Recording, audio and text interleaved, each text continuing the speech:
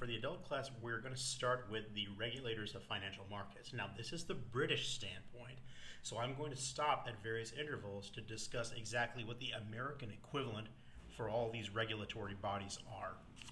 So let's get started with it. Technical difficulties. Let's in this video consider who the major regulators are of the UK financial sector in more detail. Since the financial crisis of 2008, there have been major changes made to regulation of the financial sector in the UK. The UK now adopts what's called a tripartite system of regulation, where you've got three major organisations that regulate the financial sector. You've got two who work for the Bank of England, i.e. parts of the Bank of England. And you've got one organisation that will work directly for the Treasury, so a government-run organisation here. Crucial to remember your basics of regulation.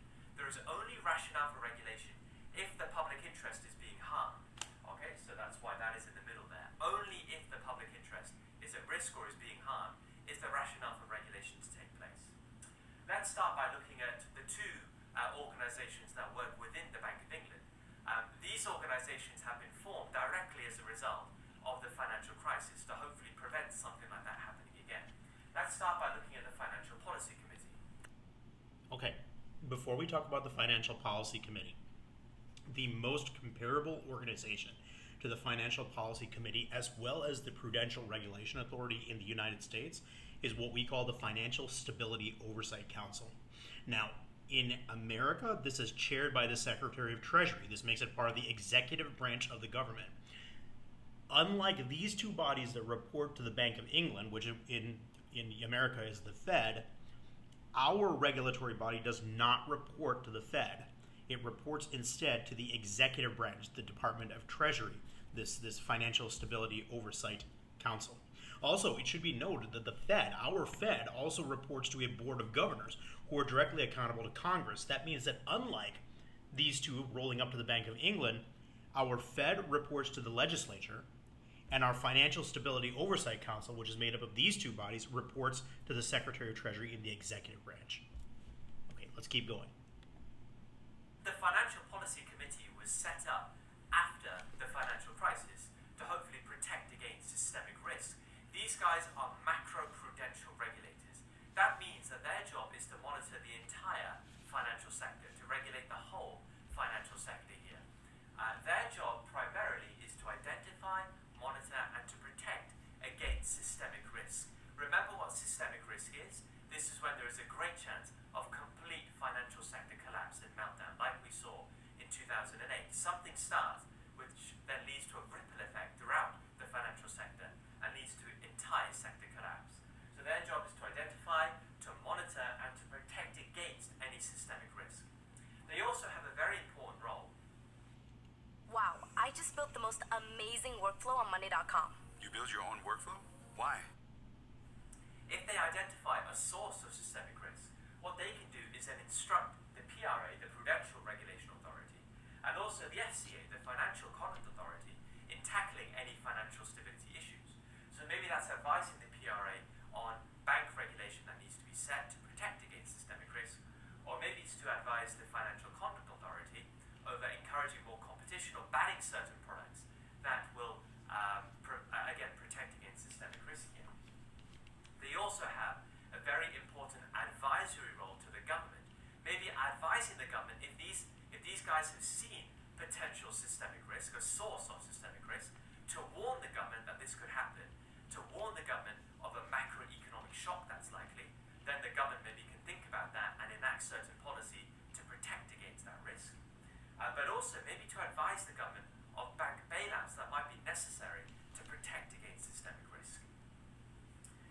The Financial Policy Committee also will enact stress tests. Stress tests are very important. As of 2017, there will be 2 annual stress tests that will basically enact the worst case scenario that can happen within the financial sector and will test whether banks within the financial sector in the UK are okay to deal with that potential shock. Do they have enough capital maybe to offset any losses in loans that this scenario might take into account? Do they have enough liquidity if the stress test will look at potential liquidity crisis? So stress tests then to make sure that banks are safe in case of a real shock in the financial sector. They have also got the power to provide emergency liquidity through the liquidity assurance scheme of the Bank of England to protect against systemic risk if there is liquidity crisis that banks are suffering from. Let's now look at the Prudential Regulation Authority. The Prudential Regulation Authority is another branch that works within the Bank of England, again set up after the 2008 financial crisis. But these guys are micro-prudential regulators, meaning their regulation is more targeted, and it's targeted to maintain the stability of banks. That's their job, to regulate and maintain the stability of banks within the UK financial sector. Their job is to supervise the management of risk, so to make sure that banks are not taking on too much risk, which could destabilize the financial sector. Their job is to make sure that industry standards are set to make sure that the conduct and management of banks are being upheld and enforcement of those standards. Their job is also to specify ratios and also to specify reserve requirements and specific regulations to create stability in the financial sector. These are regulations purely for bank activities. So for example, capital ratios setting those or making those stricter, liquidity ratios, leverage ratios, so again setting those or making those stricter, and also maybe to set or tighten up reserve requirements. That's their job as well. So this is clearly micro-prudential regulation, a targeted regulation for banks in the UK economy to make sure that any threat of bank failure is limited, which therefore reduces again the threat of systemic risk. But on a micro level, purely looking at the stability of banks here, that's the Prudential Regulation Authority. Let's now move into the Financial Conduct Authority.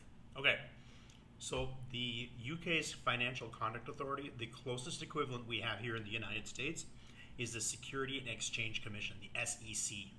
Now, interestingly enough, just like the Financial Conduct Authority, the SEC reports to the legislative branch, to Congress. So essentially, the Fed and the SEC, they report to the legislative branch, but the Financial Stability Oversight Council, that reports to the Department of Treasury, which is part of the executive branch in the United States.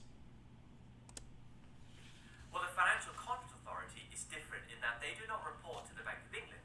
They report to the Treasury. Therefore, they are a government-run organisation, a government-run regulation body here. They, again, are micro-prudential regulators, but they've got very different roles to the Prudential Regulation Authority. Their mission statement is this: to protect consumers and to increase confidence in financial institutions and in financial products. So their job is to really look at the public interest in detail and to make sure that that is being protected as much as possible. And they do this in four ways: by supervising the conduct of firms and markets to ensure that all business activity within the financial markets is legal. So basically to make sure, for example, that there is no collusion over setting of interest rates, over setting of exchange rates, for example, i.e. to make sure there is no market rigging which would clearly harm consumers. Their job is also to make sure that there is competition within the financial markets, within the banking industry, so that consumers get better deals. What does that mean? Well, better deals in terms of lower interest rates for borrowing, higher interest rates for saving. And one way they can do that is to deregulate the banking industry, for example. Reduce red tape is one example of that deregulation. So that's one way in which they can promote competition. Their job is also to ban the selling of financial products that are clearly against the interests of consumers. So in this case, to ban any mis-selling. You might have heard of the payment protection insurance scandal, the PPI scandal, that's rocked the UK financial sector over the last 5 years or so. Or to ban the mis-selling of such financial products like PPI, where consumers are not aware that they're even paying this PPI insurance here. But also maybe mis-selling of something like life insurance, where individuals are sold life insurance where they don't have any dependents who can gain from a life insurance payout. So that's a mis-selling scandal here. So the FCA will make sure that any mis-selling is banned completely to protect the interests of consumers, but also to ban or to change any misleading adverts for financial products that might be out there in the financial sector. So for example, loan sharks, these are companies that will offer emergency loans to consumers who are in dire straits, who need emergency cash to pay off debts, for example. Well, the Financial Conduct Authority will make sure that these companies, if they're advertising their products, for example, would advertise with full information over the conditions necessary to get those loans, but also the very high interest rates that are charged to consumers if they go for such loans, to make sure that that information is clear to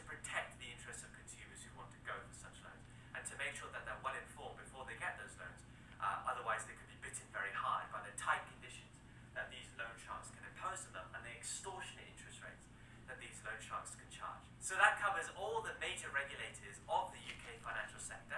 Stay tuned for the next video where we look at the different types of regulation that can be imposed. I'll see you all in that video.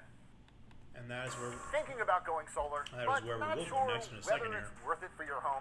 Well, before you get... Hi everybody, we've understood who the major regulators are of the financial sector in the UK. In this video, let's look at the different types of regulation that they can impose.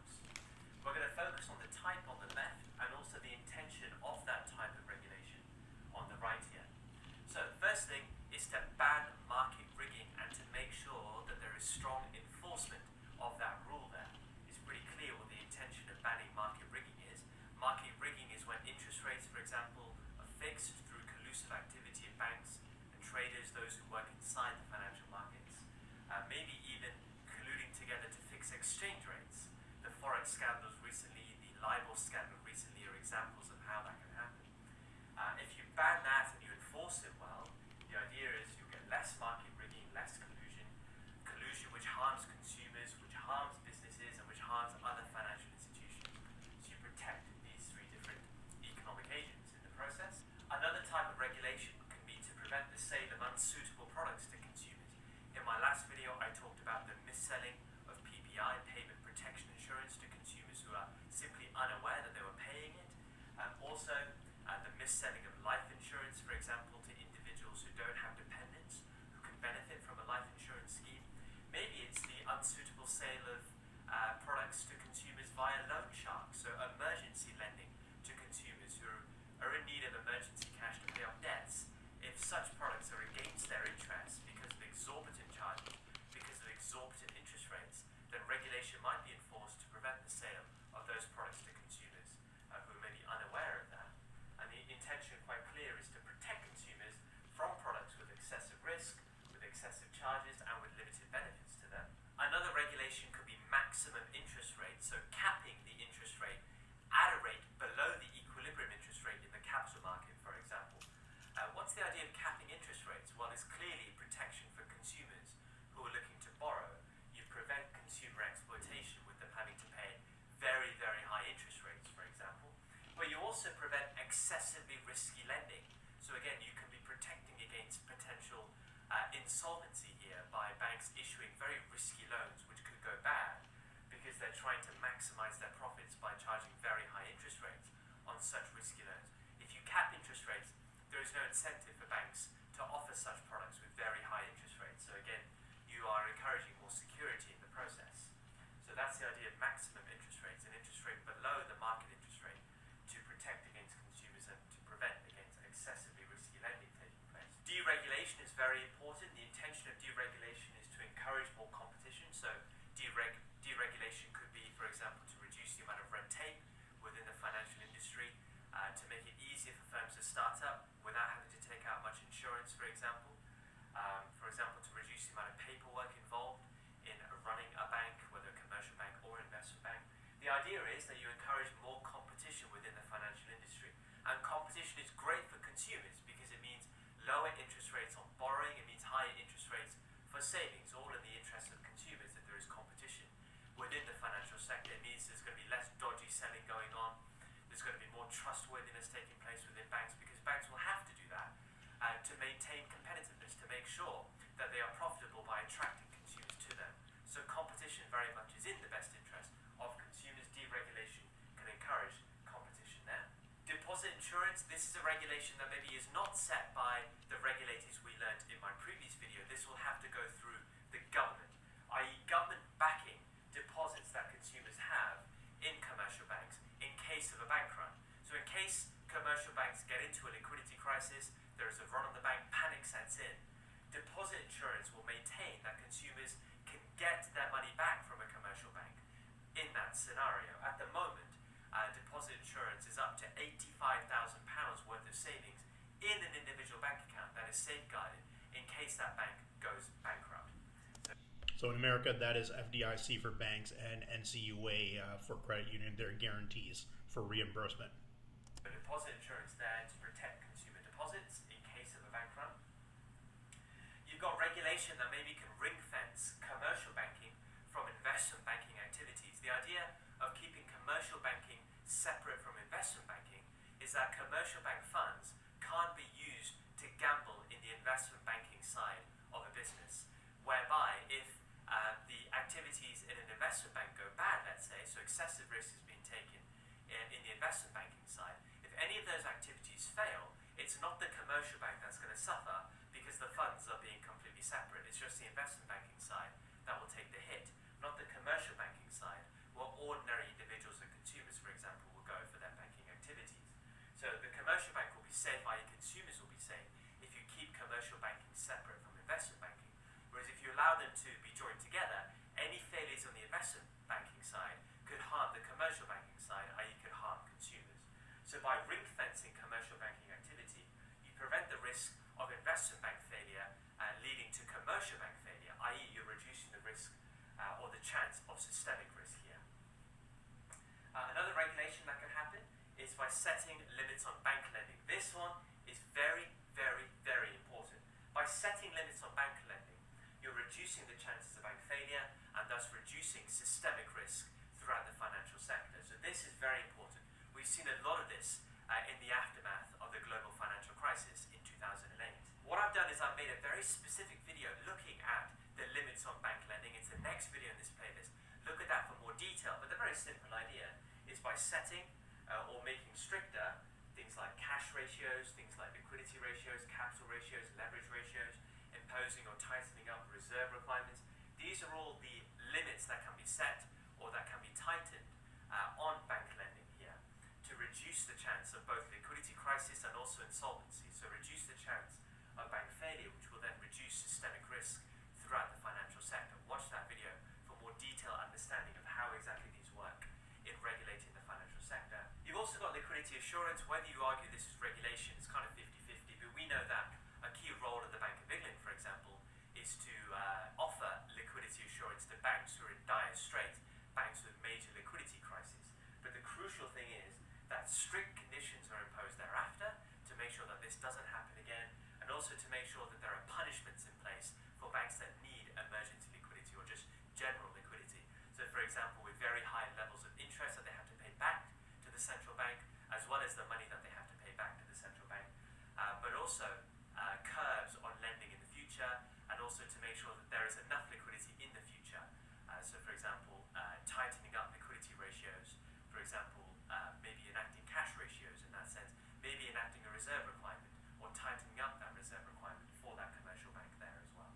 So not just providing liquidity assurance, but to make sure that there is regulation thereafter, tight conditions, and also punishments in place.